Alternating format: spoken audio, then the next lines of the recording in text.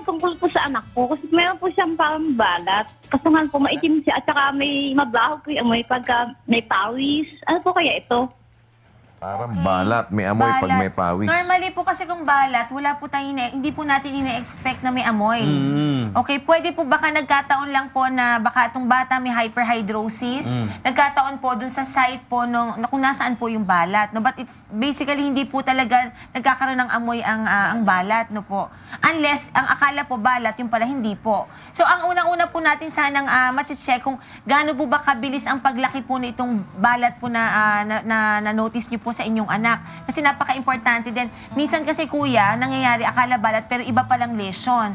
And hindi po talaga healthy or hindi normal na sobrang mabilis ang paglaki. Yan po, lumalaki. Normally po, ang normal po na balat, lumalaki dahil lumalaki po yung bata.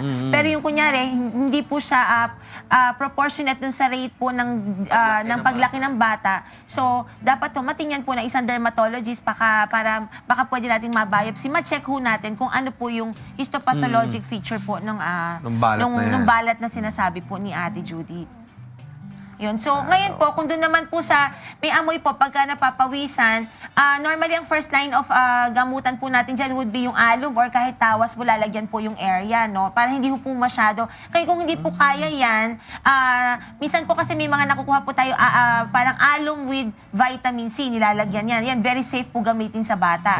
And yung amoy naman kasi, nakukuha po natin pag sobrang maraming pawis, alam natin marami tayong bacteria sa balat, diba? So, dapat po gumamit ng antibacterial soap and dagdagan natin yung how do you call that, frequency of bathing, yung panliligo po ate, no?